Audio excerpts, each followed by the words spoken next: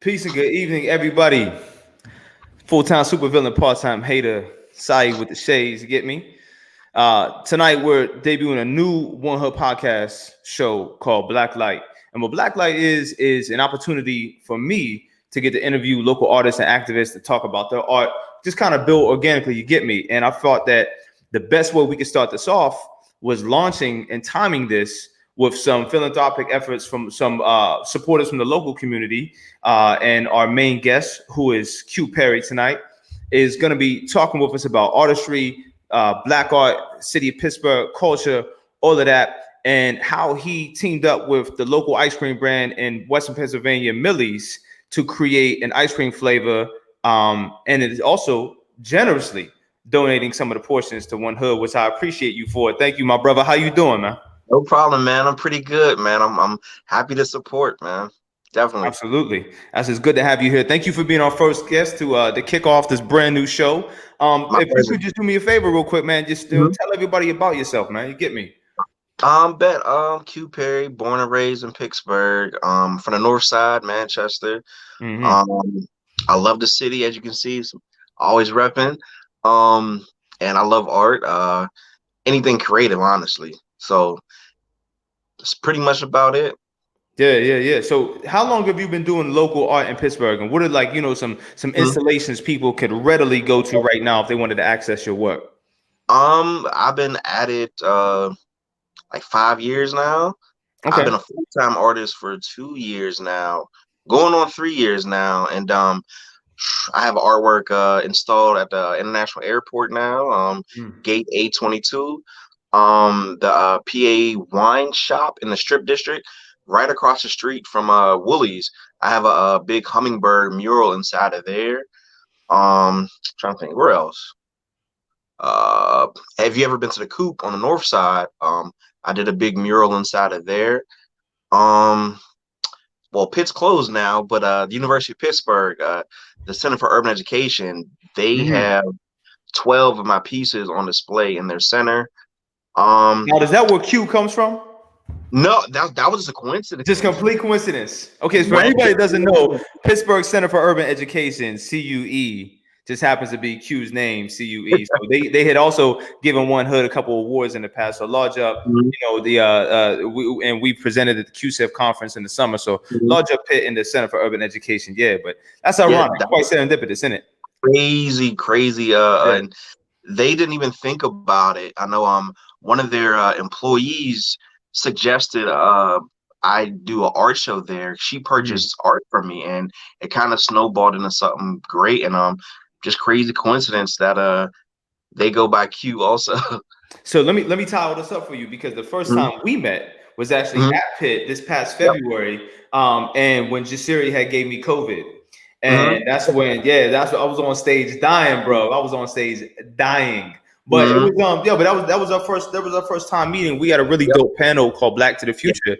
And you were probably my favorite person up there to talk to, because we are linked up on comic books, and we're able to really talk about black art organically. So I guess to frame this, to give people kind of context about the show and everything in it, is, so the first thing I want to ask you, really kind of like, because of social justice and where the climate has been in 2020, specifically in Pittsburgh, with Pittsburgh, being a city that garnered a lot of national attention, how did black art kind of come to the forefront this summer? Basically, we of course, most of the world and the country shut down, and a lot of businesses closed, and coincidentally, it was a great time just to do nothing but be creative. And a lot of black artists, they went about doing their contributions and to help bring awareness, to help support, and do whatever they can to help the city and just help the country heal. And it was pretty dope and pretty creative. I know Camo took the reins and created Camo. Yeah, he definitely took the reins and the Black Lives Matter mural. That was super dope. I know a couple other artists that did donations around the city, and they just gave away their time and creativity any way they can. And I wanted to do something also. Yeah, absolutely. And I think with black art, kind of coming to the forefront of the country right now. We've seen, Black Lives Matter pretty much everywhere. It was kind of like the hot button, not only hashtag, but general art display piece on virtually every gentrified neighborhood, on virtually every Black neighborhood, on any place that's seen social justice or upheaval. The biggest one, I would say, arguably this summer was Pennsylvania Avenue. Well, Black Lives Matter right in front of the White House. So me personally, right now, I was saying, we'll get away from me, but what did you feel about it? That particular project? Yeah. I loved it. I thought it was amazing. That was a great use of creativity and opportunity. And shout out to the mayor. That was a great way I feel that was the perfect place to put it. See, for me personally, right now, this is me being, political nigga, you get me? I was like, that's performative activism because you voted to increase the budget for the police. So don't tell me you're gonna put Black Lives Matter out there in front of the White House and then get the police more money, right? And that's where personally I wanted to take things a step further, right? Like as far as you could do that, it could be performative art, but I personally wanted to do my contributions to take things a little even further. Raising awareness is cool, but tangible things I feel go further. 100%, 100%. And I think we've seen a lot of that. Now there was a piece that was created in Pittsburgh down by the river that was the Black Lives Matter mural that has constantly been vandalized. And I know there was some touchiness around it being done by non-Black artists or non-POC artists. Now I don't know all the fine, the details of it. So if you have that information, can you tell me why Black artists were not consulted when this mural was created, and if they were, what happened with it exactly? Just to kind of clear the air. From my perspective and what I heard around the artist community. So this is conjecture, everybody. Don't attack us. I mean, no. I mean, from my perspective, I was told that it was thrown up and it was left up, and it was a big slap in the face to Black artists around the city because it was an opportunity for us to shine that was taken away from us. Like it was thrown up, and to my knowledge, I didn't know about it. No one knew about it, and the fact that since it was like the hot, cool thing to do in the country, the city left it up. And there were a lot of Black artists that were upset that happened. Meanwhile, they approached the city with similar projects prior to these issues. Right. And they couldn't get they couldn't get the paperwork done. Now see, I was under the impression was that some Black artists were consulted and they were like, since we can't get the paperwork done, we'll allow these other artists to kind of do it. But that was just one thing that I heard, one take that I heard. And I'm not trying to shit on nobody on this, because enough people hate on, and I get enough people upset at me in the city as it is. But I thought that was a very interesting occurrence when it came to Black art, as we're supposedly celebrating Black people, championing Black voices. It was a big moment for a missed opportunity. You're saying? Yeah, it was a huge opportunity for us to come to the forefront and of our city. And prior to that, we got shut down time after time after time. And then some white artists go do it, and it's like, great job, buddy. And it's like, that's not cool. Now we can lodge up Camo real quick because that man has something on Larmer. He has a big Black Lives Matter mural on Larmer, and there are other artists, there are other Black creatives out here doing amazing work. How did you feel? And since we're on the topic, how did you feel about the Ramir Tali mural being taken down after the officer who ended up murdering him reported it being taken down? It was extremely disrespectful. It was extremely disrespectful. I mean, honestly, I don't feel it's any different than, going to what's the cemetery with the soldiers and like defacing one of their graves, like one of their stones. Like it's disrespectful. And in the neighborhood he's from too, like, nah, that's not cool. For those who don't know, Ramir Tali was shot, I believe, 5 times by Officer Robert Gowans almost a year ago. And Officer Robert Gowans is also the one who reported the Ramir Tali mural in the municipality of Wilkinsburg, just a few stoplights outside of the city of Pittsburgh, and eventually had it being taken down over the summer after local artists had teamed together to honor the brother and his family and call for justice and bring attention to his situation nationwide. And we'll actually be doing a toy drive in conjunction with a lot of other local organizations next week for the Tali family. And we're still trying to get justice for them, but trying to bring some holiday cheer. You get me, to a family who's going to be definitely being in a terrible place this year, as we come upon the year murder of Ramir Tali. So, as we talk about activism and everything, you did something really dope. So the thing over the summer, we were supporting Black business. We were supporting Black people in all endeavors. We were cash apping Black people. We were cash apping Black trans people, cash apping Black women, everything, right?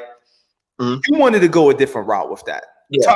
Talk to me about where you wanted to go specifically.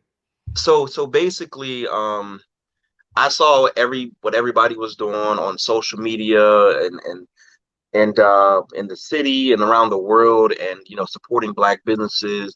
And a good portion of it was like you said was, hold on, somebody calling me. A good portion of it was performative art. Like, it was just like cute to be like, hey, we support Black people, but once again, there wasn't really tangible things being done. And I want to come at it from a different angle. I know initially the idea was Millie's contacted me, and they wanted me to do an art show, and it was a real sensitive time in the nation, and it's like, I kind of want to do something more. So I asked them, you know what, if you want to work together, can we take it a step further? Can we do this also? And they were supportive. So my idea was to come up with ice cream flavor, and I wanted to donate 50% of proceeds to you guys, or initially it was just to help social justice causes. And that gets thrown around so much, and it's like, what exactly is that social justice cause that people are donating to? So I'm like, you know what, I'm gonna find an organization that I know, that I've seen put in work, and actually like pretty much hand deliver them the money. And why are people calling me? But yeah, so basically I teamed up with Millie's. They just gave me their platform and just said, go do something dope. They gave me 100% creative reign to do what I wanted to do, and that was dope. And I thank them for that. A lot of companies say they support Black people, support Black businesses, but you don't quite actually see it. They do it with conditions. They do it with conditions. Like, you will support Black people if you do this. Yeah. And Millie's was like, you know what, that's a great idea. We could do the art show later. Let's put our energy efforts into this. And I was like, they just gave me a project and basically a platform, and they said go. So what's dope about this is, as the brother was just saying, there's a lot of opportunities for Black artists, not only in the country, but in Pittsburgh. And Pittsburgh is actually the most philanthropic city in the United States of America. So many artists come to Pittsburgh because of how many grants and how much funding you can receive just for doing art in Pittsburgh. Yeah, absolutely. But the problem is, Black artists and local artists tend to get overlooked because these other artists come from San Francisco, from New York, from Philadelphia. All these different areas are transient, and I'm one of them myself, as someone who's not a Pittsburgh native. And they start doing things here. They start getting commissioned to do work, and it kind of takes the food out of local artists' mouths. So what Q did was, he had an opportunity to use everything local, everything Black about Pittsburgh, and turn this into not only a branding opportunity with a white organization that's already here interested in social justice, but having an opportunity to not only do tangibles, not only do deliverables, but something consumable. Because more time when we do art, it's consumable in a different arena, in a different medium. This brother actually came up with ice cream. And the thing about ice cream, you can't be upset when you eat ice cream. And my direction with that is, like, I know my issue is, there was an episode of Fresh Prince where I think was a college friend of Uncle Phil, and she was coming at him about like him selling out and not wanting to protest, and calling him Uncle Tom and stuff. And Uncle Phil went off. And he said, God bless the dead James Avery. We miss you. that was then. He lives a different life now, and he contributes in different ways. Right. And I was like, you know what? There's more than one way to help and fight. And I was like, you know what? I think it'll be dope because who doesn't like ice cream? And 100%. if you might want to paint a protest sign and head down to Grand Street, cop some ice cream. it will help one hood do that for you. Or if somebody gets arrested in a protest, they'll have the money to bail them out or whatever they need to do. And it's a different form of helping social justice causes. Absolutely. And one thing that I've been saying a lot this year is because protest and activism has been one of those hot button words on social media. Not everybody has to protest, right? It's not for everybody. The front lines are not for everybody, because if everybody come out to the front lines for a protest and we all get arrested, who gonna bail us out? Right? We need to have people on all facets. Activism can manifest in any form, and more time it manifests in art. We tell people at One Hood, your art is going to be your activism. That's why we have the Artivist Academy. That's why we're an arts and education and activism organization. You get me? We always prioritize art because that's where all of this comes from. You get me? We're all creators, we're all artists, and that's just how we tend to communicate and talk about our liberation, talk about our struggles, and talk about social justices through art. So with this, talk about how you got the name, and we're gonna pull up me actually taste testing it this morning. Pause. All right. We're gonna talk about the ice cream and all of that. All right. So basically, I wanted to make the ice cream dark as possible. So we added a little bit of activated charcoal. It's like really black, like almost the color of my hat is dark. And we actually went to we found a black bakery in Wilkinsburg, black-owned bakery called Wild Rise. Dope. And they used gluten-free brownies for the ice cream. So we went black as we could for the ice cream, and it's delicious. And Alan Payne and CB4 black. Yeah, it's black. It's dark.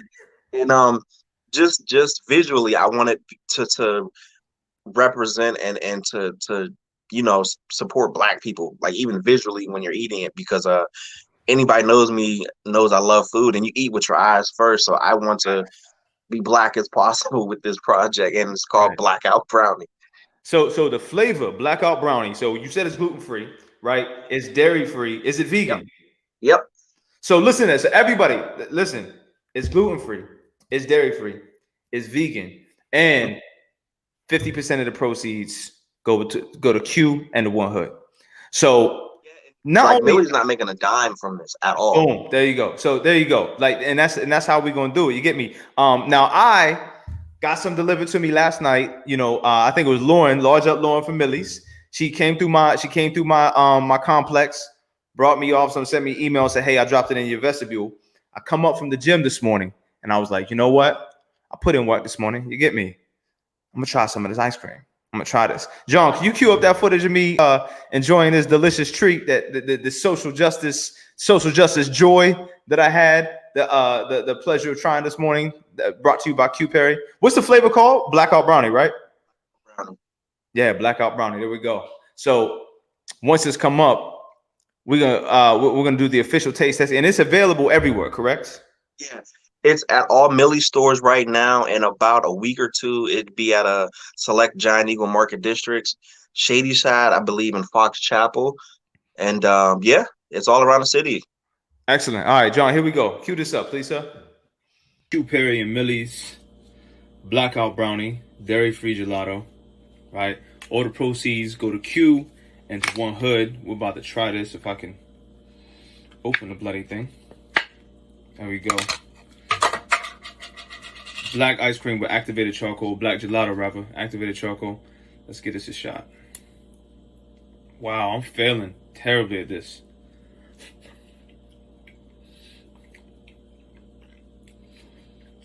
That's pretty enjoyable.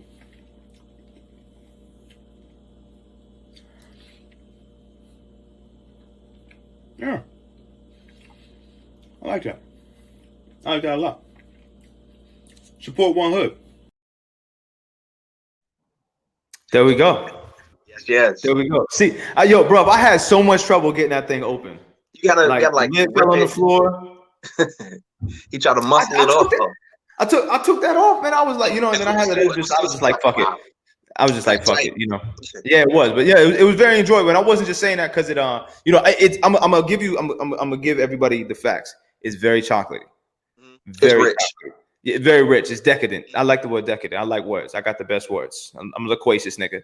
But yeah, it's dope though. So have something that you know you're gonna need some water, some coconut milk, something. But it's enjoyable. A little bit goes a long way. But I'm probably gonna mash that whole pint up before Friday. Yeah, I definitely want to put in some shakes, make a milkshake, have it with some berries. But it definitely gives you your dose of chocolate. It's not lacking in flavor at all. No, not at all. Yeah, and I was kind of worried about that. I was like, oh, you know what I mean? I didn't want it to be like kind of tasteless, but now it's dope. So yeah, so I mean, first off, so let me say publicly, thank you for your contribution to our organization. That means a lot. Like anytime people reach out to us, you get me. It doesn't matter in what form or fashion they do it, just because One Hood is a community organization and we build liberated communities through art. And you know, almost to sound like PBS, without artists like Q, without people like Q in the community, we can't exist. You get me? Like we can't exist. So thank you on behalf of the whole organization. Appreciate you, bro. Yeah, absolutely. So thank you for you guys. Like, thank you for the things you do in the community. You know, a lot of things probably wouldn't get done if you guys weren't around. You know, I'm not going to sit here and turn this into a what One Hood has done discussion, because I definitely could. And that's where Jasiri and I be disagreeing on. But it just feels good to have that community respect, to have that reciprocity whenever we be out on the road. You get me? Like, something I tell a lot of press and people is that, you know, we're very accessible. So we have to do right by our community, because you can see Jasiri and I virtually anywhere in Pittsburgh. Yeah, anywhere we go, it's like boom, there go them light skinned niggas from One Hood. So we're super identifiable. You get me? So like now, like, you know, we'll be at Whole Foods and they be like, yo, One Hood, and they see us and that's dope. That's dope. And my thing is, like, when things happen, you know, unfortunately things do happen, and you know, racial tensions get high, and a lot of people do not know what to do, or who to talk to, who to ask, or who to contact. And you know, your organization is a easy way for people to navigate, you know, those troubled waters. So it's definitely needed. Yeah, we try, man. We try, you know. So as we're, you know, gonna come into the last segment of kind of this, let's talk about you personally, right?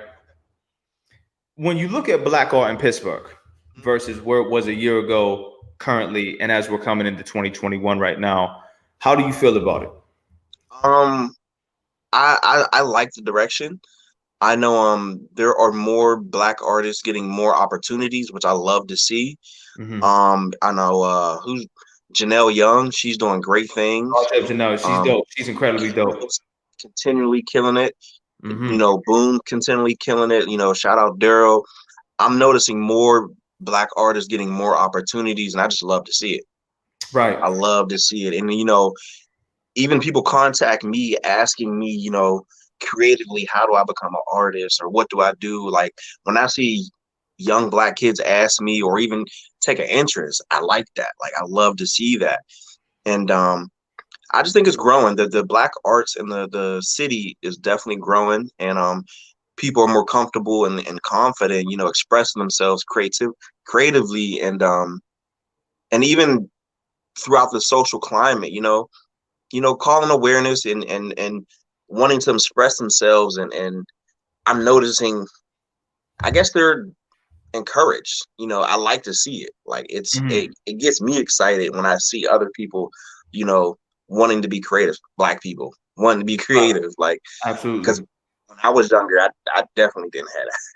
And yeah, you had mentioned that before when we were on the panel in February about kind of not having, I guess, the full support your younger self really needed to kind of cultivate and, you know, and eventually culminate into the artists that we have right now.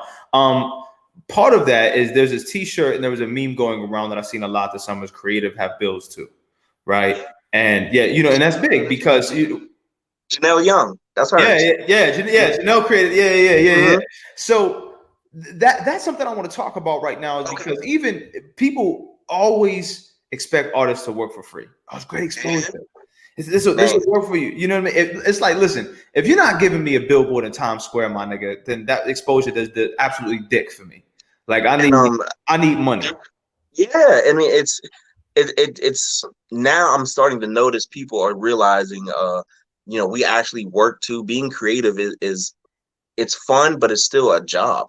You know, there was a meme I saw where, they were talking about essential workers and X, Mhm. Y, and Z, and the X, Y, and Z is an essential worker. And then there's an artist like crying because it's like, so y'all just gonna forget who made this flyer? Like, Listen, so I've been saying this since so we met. So for everybody tuning in, Q and I met BC before COVID, and we're linking now again as we're facing our second lockdown in the state of Pennsylvania, right? And something we've been saying at One Hood is not only specifically us, but artists have been the most essential frontline workers in the course of the pandemic, because when everything fell apart, when everybody was locked in front of your mobile device, your iPad, your television, who did you turn to be entertained? Artists. Who did you mhm, expect to pull you out of depression throughout COVID? Artists. artists, Who did you expect to occupy your time and give you a means to do something productive in the house? artists. Artists. And it's not So it's not publicly discussed. it's And not, that's but crazy. that's the facts. It's like, we're sitting here watching Netflix. Actors are artists, screenwriters are Hmm. artists, right? Well, Yeah, you're watching digital, you're watching anime. Someone drew that shit. artists. And that's You're that's reading not things. Someone publicly wrote that. discussed. That's art. Yeah, exactly. And that's the thing. Writers. We trying to command and recontrol and redirect that narrative. And that was the one thing that I will selfishly say is that One Hood, we went out of our way to make sure Black artists in the city of Pittsburgh through COVID were taken care of. We try to put money in every single Black artist's hands that we came across. Whether they work directly for the organization or not, we try to provide opportunities for the artists to create stress-free. Now that doesn't mean we was out here just like, paying for everything that we possibly could have, but wherever You're we doing what you can. exactly, wherever we were able to do what we can to take the stress off of Black artists right now and allow them to not worry about, okay, well, I can't make rent or my water is about to get shut off or something like that. I have to create still. We try to ease in that burden just a little bit. And then so Yeah, we still have to work too. you still got to work. And that's the thing. It's like if you're commissioning projects and that's your main source of income, right? Hmm. In a form in the middle of a global pandemic, how can you do that, right? And it's tough. Yes, it's definitely tough. And artists weren't most artists weren't eligible for PPP loans. Kanye West was, but I that's a mean, different yeah. story. That's a different story right there. But but yeah. So yeah. So real quick, before we wrap up for the evening, please, tell us anything you got coming up soon, how to reach you, how we can support you, drop your cash app, all of that, please. You can reach me on Instagram, CB Perry _, Facebook, CB Perry. What's coming up? Um, was hoping to get this exhibition started. But COVID, the nigga. state shuts down, but it's going to be up and running post COVID. So I have an exhibition coming up whenever we're allowed to congregate and COVID's under wraps. I have a pretty dope project with the Carnegie Library. I believe it's launching January 5th. But Okay. super dope project with the Carnegie Library for their 125th anniversary.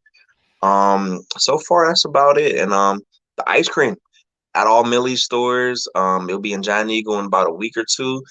And yeah, that's all I got coming up. Excellent. So if you haven't learned anything from here today, please learn that Black creatives exist, are thriving in the city of Pittsburgh, and still deserve to be compensated. Doesn't matter how much up and coming Black artists are. Please compensate them. Know their worth. Know all of our worths, and support however you can. Whether it's a repost, a retweet, a share. Everybody that has friends that are creatives. Support costs nothing. Right, that's the biggest thing. Like, it's absolutely free, and it's the best form that you could do, because everybody that utilizes social media has a platform. Whether you have 10 followers or 10,000, a retweet can do a world of difference. A reshare can do a world of difference for your artists. So give back how you can, especially if they're your friends. You got to support your people in it. So this is it, the first episode of Blacklight, a man like Sai with the shades, Q Perry, One Hood. We're gonna be available everywhere. So if you were tuning in, brother, after the broadcast, during, we appreciate you. Hope you enjoy yourself. Have this weekend. I'll link with you soon. Thank you, my man. I know. I